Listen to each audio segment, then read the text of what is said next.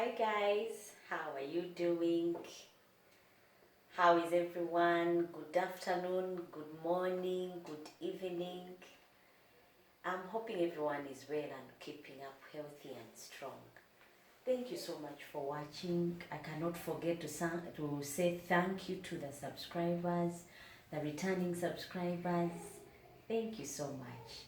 I'm honored that you've chosen this channel to build menus at home and make delicious and cheap meals at home. Thank you so much, and I would like to let you know that this time round we are going to be making smoked fish in peanut butter, or what we call OD in Uganda, or what we call Gnut butter. In my previous videos, I made a video about the making of peanut butter, or what we call Gnut butter in Uganda. I use Gnut butter because we do not have peanuts, or what I used to make the paste was Gnut. So I'm going to use my Gnut butter, or groundnuts, or D in Uganda, from all the way from northern Uganda. If you remember my previous video, I showed you the video from Gulu. For those of you who are new subscribers, please look it up. You'll find it interesting, and probably you can have that added to your menu, or one of those dishes you make at home. I promise to make a sauce out of it using the smoked fish. I'm going to use smoked fish to make that paste, or that sauce, the Gnut sauce. So join me as together we make this meal. Now this is my smoked fish that I'm going to use. I will first of all break it up and wash it. This was smoked and it smells lovely. I'm going to wash it. The reason I'm breaking it up is because I want my Gnut sauce to have bits of fish and not the whole thing. So I'm breaking it up, and after here I'm going to soak it and also wash it. This is how I've done mine. It has given me 3 pieces. If you have yours and you bought it already split up or already sliced, go ahead and just soak it in water. This will wash off all impurities and be able to give you some clean, nice sauce. Now after breaking it up, I will soak it in water. If you're wondering where I got the fish from, if you've ever been to Uganda, those of you who are not living in Uganda, it's a market that is on Entebbe Road, Chibuye Market. My previous video about taking a walk in the market, you can look it up. You'll see where we buy the different types of fish. There is naupach, there is tilapia, there is salmons, sardines, but not really, because we don't have them as we have fresh water. But they have a variety of fish.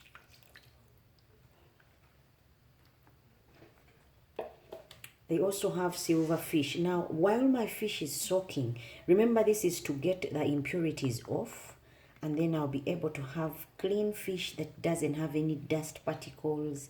So I'll let this sit and work with my paste, with my vegetables. I'm not going to use much because the Gnuts do not require that much of vegetables. I'm just going to add a few so my fish looks delicious and tastes delicious. Now I'm going to slice the carrots into really thin slices because I just want the color of it. I don't want the carrots per se in there, and I like the sweetness that comes of carrots. That's why I'm using them in this particular dish.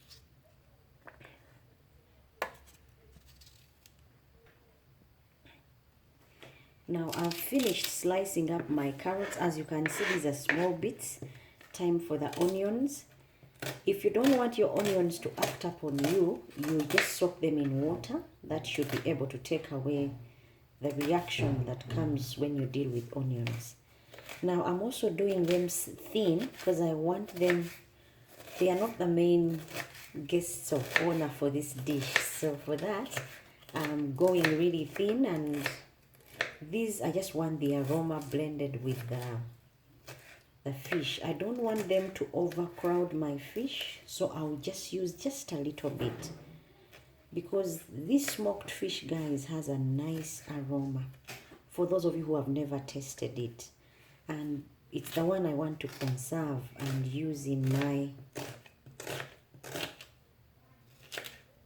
my smoked fish with Gnut paste.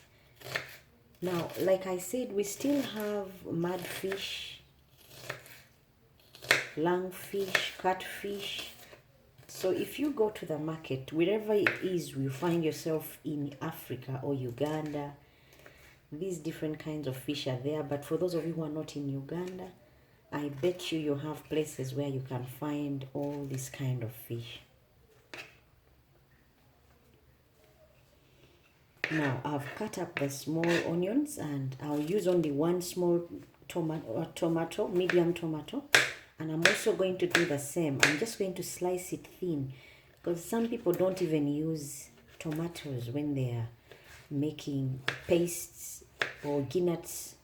They don't use tomatoes, but I'm going to use mine because I like my gnut sauce with them. So what you do, you really slice them thin so they do not mess up your dish or overcrowd it or overpower it. So I'm going for a medium tomato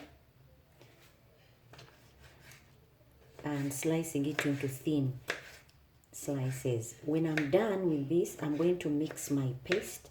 Guys, this paste that I got from Gulu, the Gnut paste, is amazing. So if you happen to see it in stores anywhere, please go for it, and you'll see how delicious it is. It's 100% Gnuts. Now this will do for my Gnut paste. I'm going to get a saucepan like this one,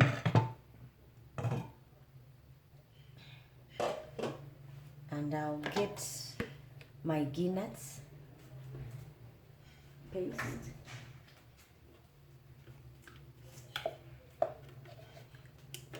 This is how it was packaged. Remember, guys, from the previous videos, this is how it was packaged all the way from Gulu. The reason it's not labeled is because I had it made for me and I was there when it was done, so that is why it stands different. Now you don't need a lot for this pastry, or for this, sorry, for this paste, the Gnut sauce. You don't need a lot. You'll be surprised how thick it does turn out, and yet I didn't use a lot. As you can see, this is all that I've used. This is all. Do you see what I'm talking about, guys? Now watch and see how it will thicken and give me such a good sauce that is nice and thick, and will give me sauce enough for 7 servings. I'll first of all mix this one. It is so easy to mix. It's not like the Gnut sauce that we normally make.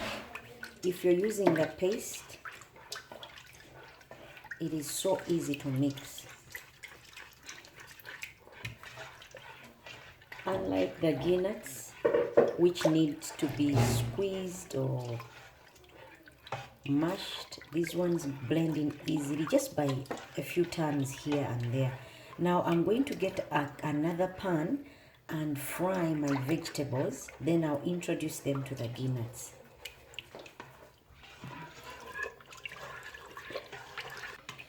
Now, because my pan is labeled, I'll use 2 liters of water. The 2 liters end up to here. So that is how much water I've added to my Gnut sauce. Now it's time for me to get the other smaller pan and fry the vegetables, then introduce them to the Gnuts. Now I'm going to use just a little bit of oil. This will help my vegetables not to burn when I put them in the pot. Other than that, I wouldn't use oil. My pan is quite small, so I'm using just like about a tablespoon of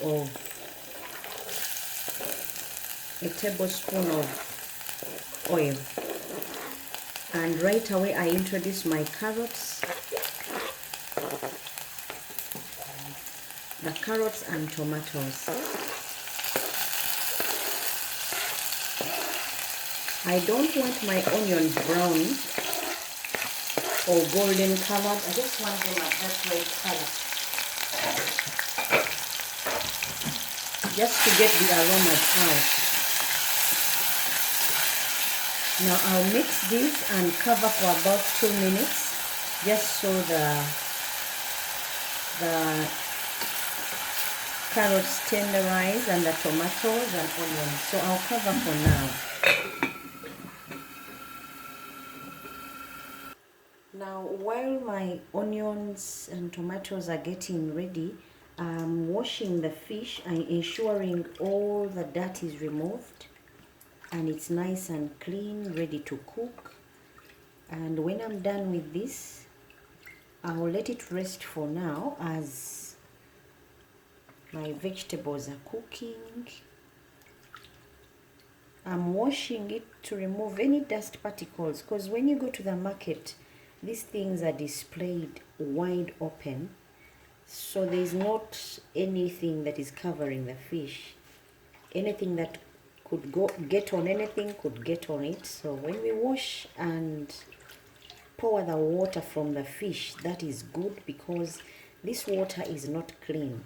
It's got the whole process of smoking, whether they used whatever they used to smoke the fish would be on our fish, and we don't want to eat that.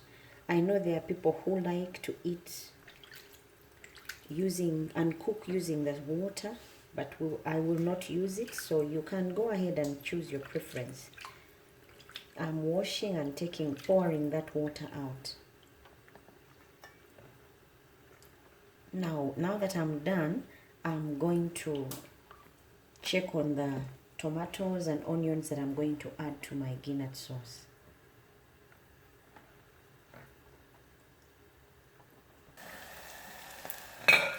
Now these have been cooking at medium-low heat, and as you can see, the tomatoes have softened, the carrots. I want these tomatoes more of a squashed paste, so I'll go ahead and squash them so that when they go in my Gnuts, they do not appear like they are lumps.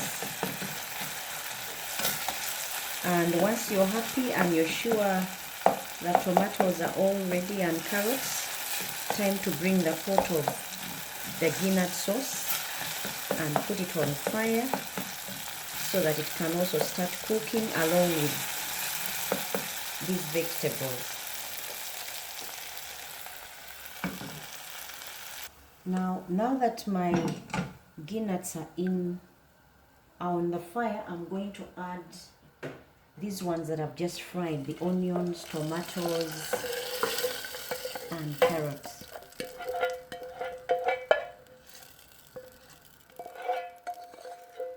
I'm scraping to make sure everything that I put in there is in the pot for the Gnut sauce.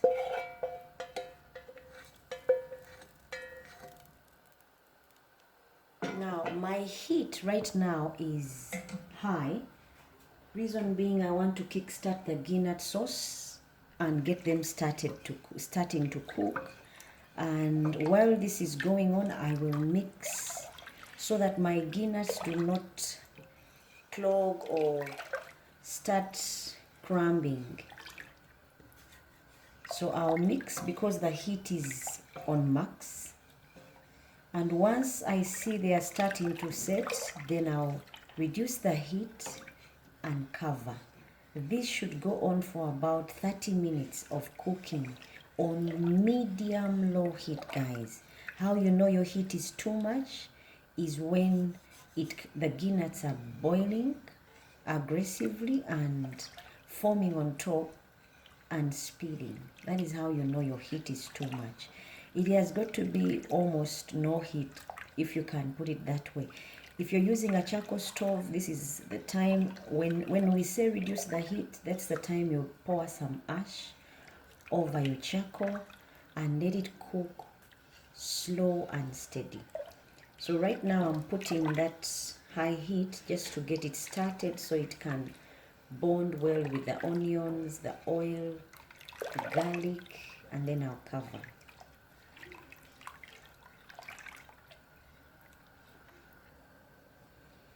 Guys, now the mixing continues until you see that they've started bubbling and showing signs of getting ready. Remember, the Gnut sauce is still on high heat, and I'll maintain it that way while I mix. If you don't mix, do not put them on high heat, because then they'll pour or spill over, or they will start getting particles, and you don't want that in your Gnut sauce. Now I'm about to reduce the heat. As you have noticed, I've not yet added salt. Salt I'll add later. So I'll stop mixing so you can see that they have started boiling really hard. And once that happens, this is to kickstart them so that when I put them on low heat, they'll still be boiling and cooking really nice and steady. Reduce the heat, and already my gnuts are starting to simmer. Now if you see your Gnut sauce looking like mine is, because this is a paste, or what we call OD in Uganda. If you want to change the Gnut's color, you can go ahead and put some curry in there, and this can help with the changing of color. Or you can put curry powder. It would help with the change of color. I'm going to leave mine like this because I want to serve it the way it came from Gulu, minus changing anything. So I'll cover and let it sit on low heat for 30 minutes. Then I'll come and check on it. Now guys, they've been sitting on there for 30 minutes. I'll open and check. They will have thickened, yes. As you can see, they are now thicker and cooking just steadily. And yet I've not yet added salt. So I'm going to put salt now and then put the smoked fish. The reason I'm putting the salt first is I don't want to smash up my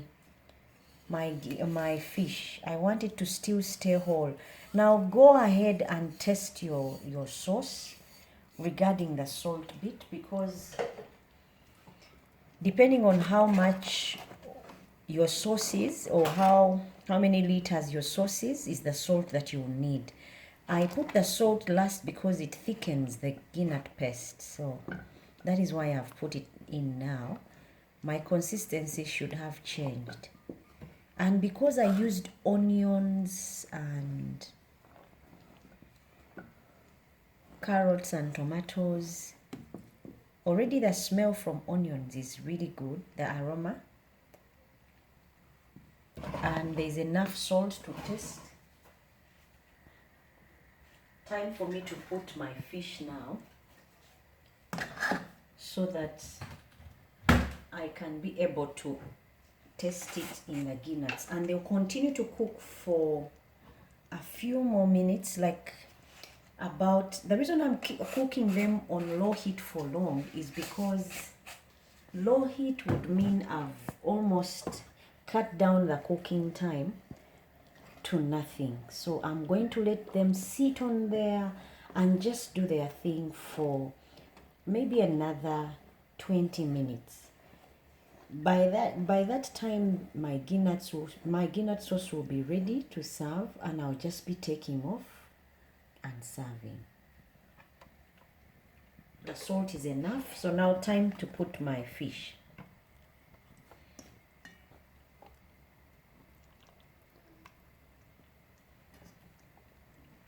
The slow heat will be good for my fish. That way all the aromas will come through and I'll be able to smell and taste my Gnut sauce.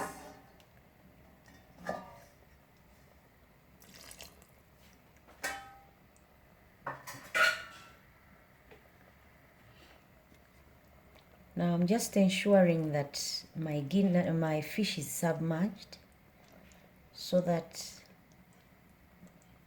when I take off the cover, the aromas are all over the pan and the salt has entered my fish and I'm able to taste all the goodness. So I'll cover and give it another 20 minutes on slow heat. Now the Gnut sauce has been on there for another 20 minutes. Time to check and see. If it has the cream on it, that means it's ready for plating and serving. You need that oil to come through because then you know that the fish has released its flavors and they've gotten to know each other. As you can see, the cream is on there. That means time for me to take off and plate. You see how the consistency is just right, and my Gnut butter sauce is ready to serve, or you can call it peanut butter sauce with smoked fish. Yeah, there you have it. Time for me to serve and plate for you to see.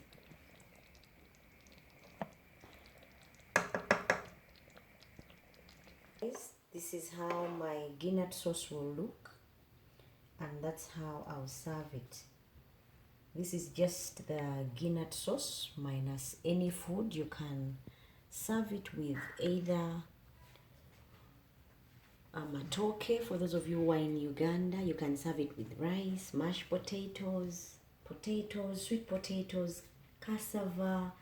You can serve it with green banana. For those of you who are in the US, you can serve it with ugali, those in Kenya and Tanzania. You can serve it with posho or cornbread, and just go ahead and have a good time with your smoked fish in Gnut paste. Until next time, guys, do not forget to subscribe. For those of you who are watching for the first time, do not forget to tell a friend, share the link, and together we build this family of easy cooks at home. Bye bye and God bless.